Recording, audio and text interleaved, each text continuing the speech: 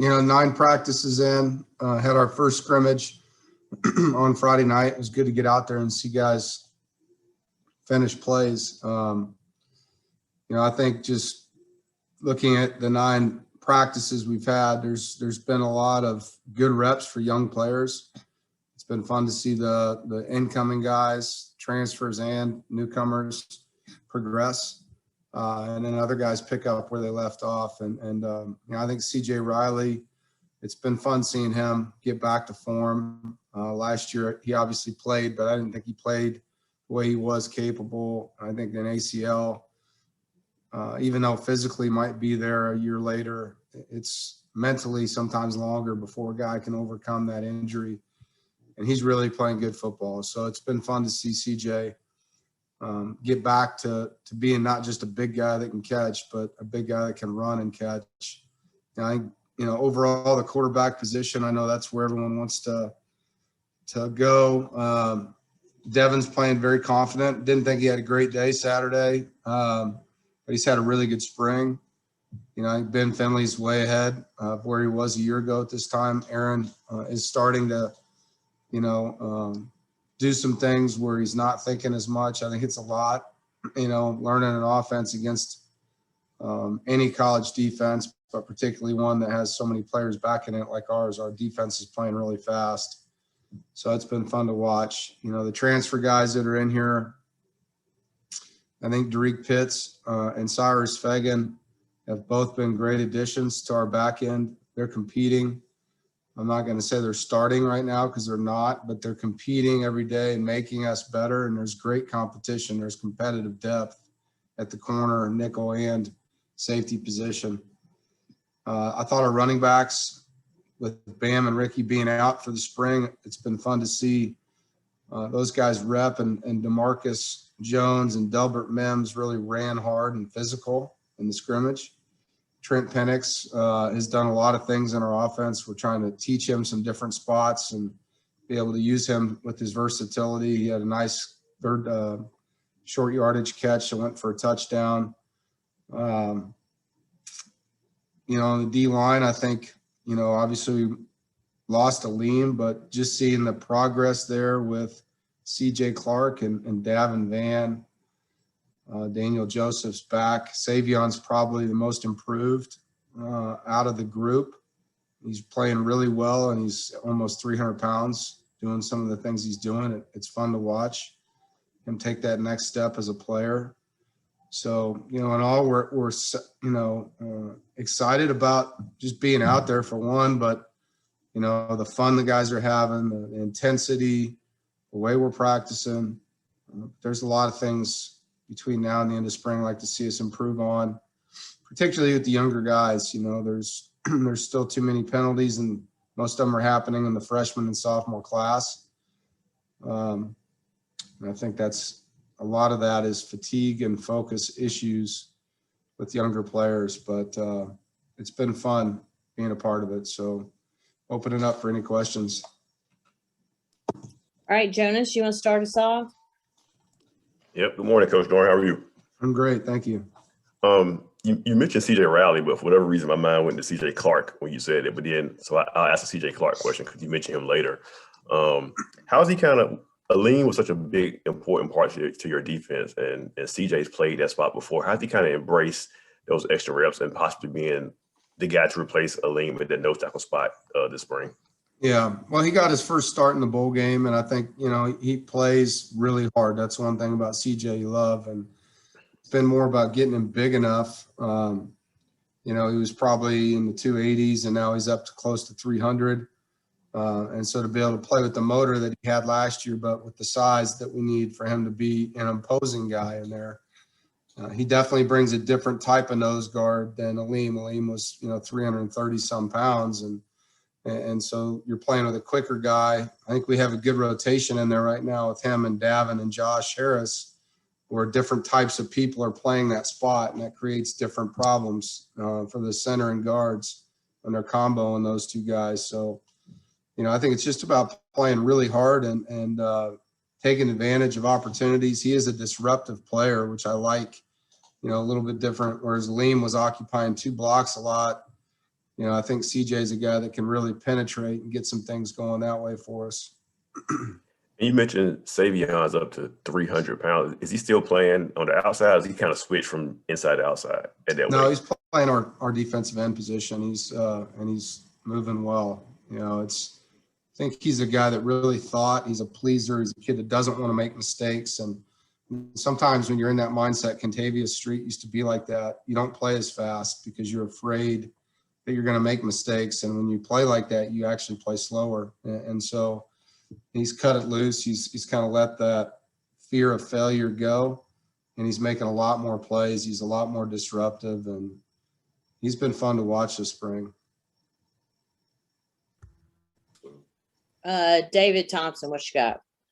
Hey, Coach. I wanted to ask you a little bit about the freshman class and just the acclimation process, and if you feel like it's any different with, I know things are starting to get a little bit better with COVID, but they're still, doing all online classes. They're not able to kind of bond the way that maybe, past generations have. How do you feel like that's affected them, and how do you think maybe it's kind of changed things for y'all? Yeah. Well, it's a tough time for all these kids in that age group, whether you're a football player or not. I feel for them. I mean, I have a son that's a freshman in college, and watching what those kids lost their senior year of high school with their prom, with their graduation, all that, I think, and now they're in school online, not getting the social interaction that a normal freshman would get. It's not good. Does it hurt the bonding of our football team? No, it doesn't. These guys are together a lot still. Our football team bonding is fine, but societal and just cultural interaction and things that you'd love to see these guys being a part of on campus, it's a lot different. And so you do worry about that. I've never liked the online learning academic part of this for anybody, regardless of their age group. I think in general, our country's losing out right now when it comes to learning and growing and the building blocks of the prerequisite courses that everybody needs in life. And excuse me, nobody's getting that. So, I am concerned about that. One other quick question about the freshman, just kind of your thoughts on Jordan Poole, 9 practices in. Sorry, guys, I got bad allergies. You're good, Coach.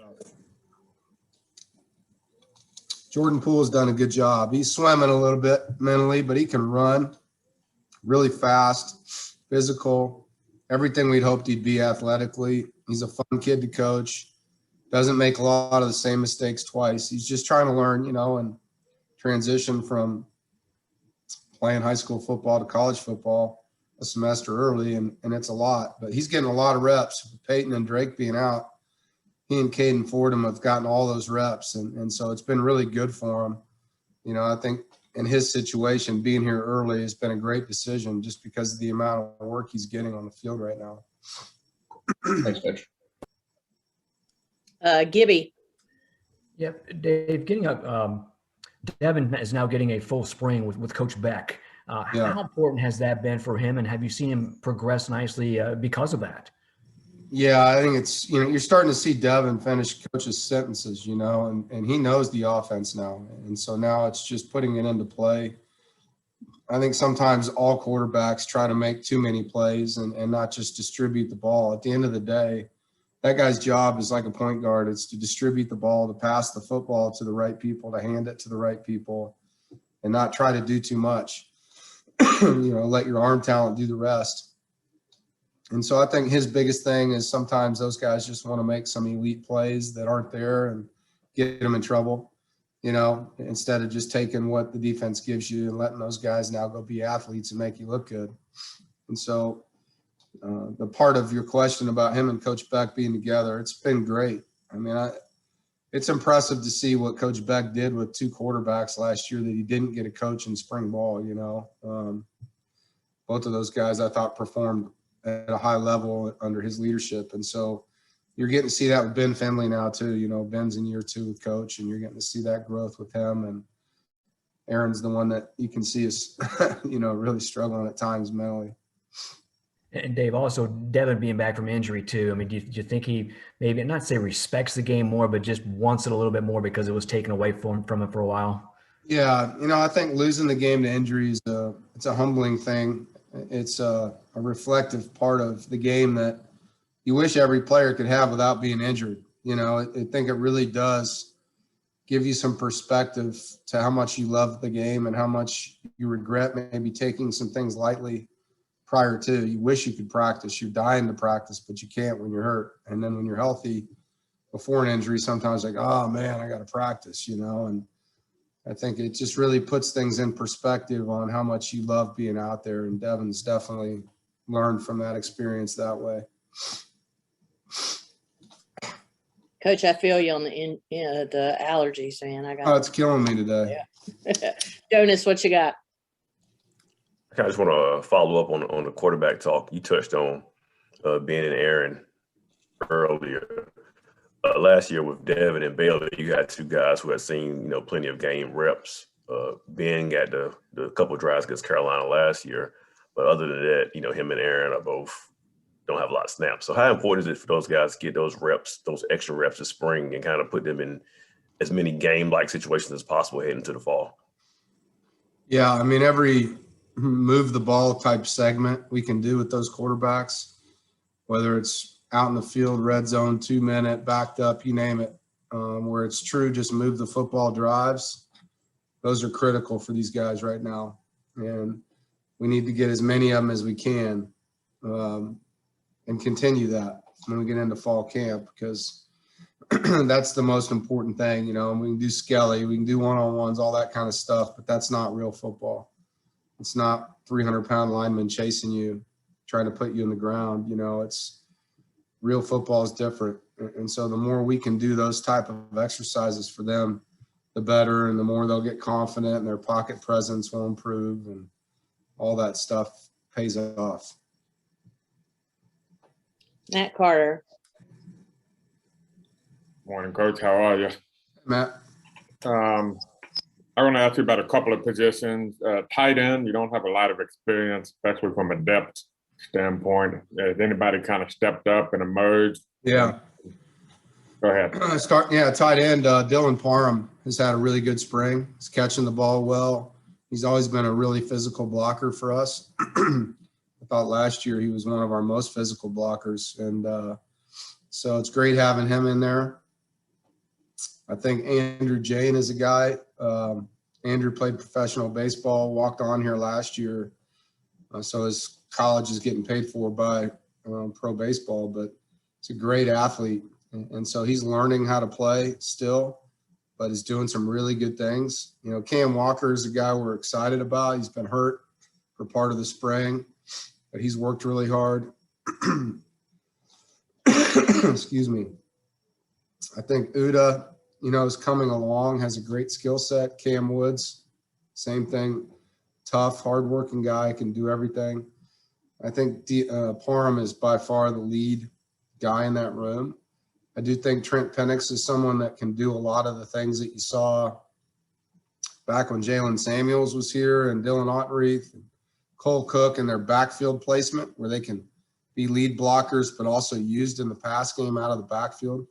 I think Trent you're going to see his position kind of change, where he can play running back but also play that H hybrid type position for us to give us some flexibility with personnel. A quick follow-up. How about the offensive line and how they've been developing? Anybody kind of standing out so far? You know, the guys that played last year, Dylan McMahon's really worked hard on his pass protection. I think you see him get a lot better. And that was an area that he struggled in last year at times. You know, Grant Gibson's picked up where he left off. Icky's picked up where he's left off. It's good to have Tyrone back out there. I think Derek Easton's probably one of the most improved O-linemen. Derek's playing guard and tackle both. And, you know, Bryson Spees' back's played a lot of football. The freshman, Lyndon Cooper, has played a lot this spring. We're impressed with him. You know, I think he's a guy that can do a lot for us at that position. He's very strong. Patrick Matan, before Saturday's scrimmage, was doing a lot of good things. Struggled Saturday at times, but he's come on compared to where he was a year ago. So like the competitive depth we have in there, and, you know, obviously losing Witt and Sculthrop, there's some guys that need to emerge. we have a lot of guys that played last year on the O-line that are back, and we still have a transfer that's joining us here when we get to the summer. So I like that group. You know, we just got to get the chemistry of that group where we want it now. Rob McClam. Yeah, Dave, how surreal is it that you're entering your 9th season at NC State, and how much growth do you think you've made since 2013? Yeah, well, I'm proud to be here still. I mean, I think being at a school as long as I have says a lot about NC State's commitment to me and also my commitment back. You know, this is where I want to be. I love it here. It's a great place to live and to recruit. Our children love it here. Sarah and I have, you know, developed some great friends, love our church. And, you know, there's still things to finish that we haven't finished. You know, we've done a lot of good things here. Really like the staff I have right now. It's fun coming to work with them every day. You know, this team's been through a lot, and I don't know if I can make it through year 10 a couple of years from now. You know, there's not many coaches that can say they've coached at one school for 10 years in a row, and that'd be quite an accomplishment. So just going to take it one day at a time. You know, how have I grown? I think when you're a head coach, I remember I was 31 when I became a head coach. I had coached, you know, from 22 to 31 as an assistant. And you get really good at being an assistant, you know, in that period of time. All of a sudden you become a head coach, and even though you worked hard and you were really good at being an assistant, it doesn't mean you're a great head coach right away. It takes time. There's lessons that you don't get. Game day is way different as a head coach than it is as an assistant.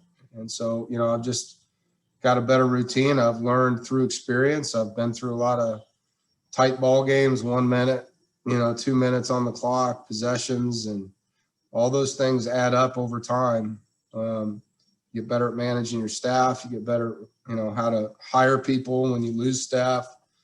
So there's a lot of things that I would say I'm better at now. And more than anything, I think just being patient, like you, like fans. I want stuff to happen like that.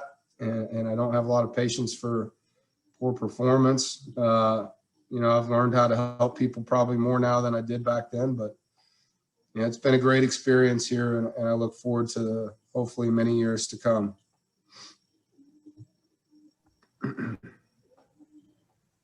Gibby. Yeah, Dave, Drake and Peyton being out of linebacker, is that more of a precautionary thing? And do you feel obviously that they've had enough game reps to being out this spring won't hurt them?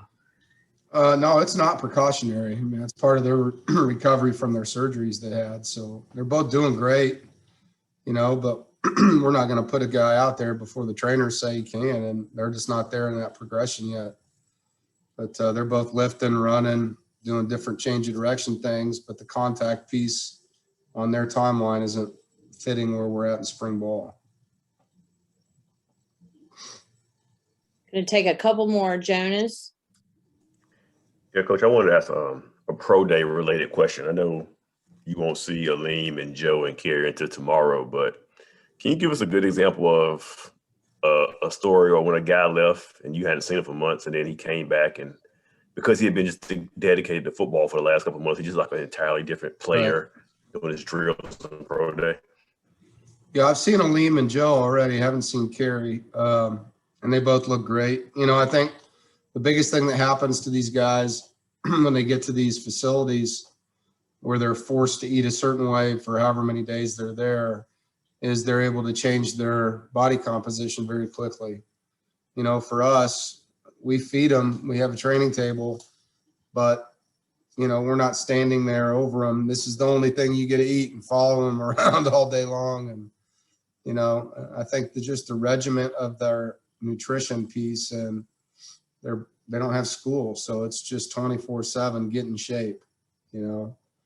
And so you get to see them transition from 3:30 to 3:15 or whatever it is, and they just look better, you know. They're dedicated to that task, and obviously as college coaches we wish that we could get them to do that during their time here, but they have to go to school here, you know. I mean, they're up cramming for tests and writing papers, and we all know how that is. Sometimes you're going to eat a pizza at midnight when you go through something like that, and it's hard to get them into that same exact type of nutritional habit. But I hope the best for them. Obviously, tomorrow's our pro day, and we're excited for these guys and look forward to them going out and doing the best they can, to take that next step.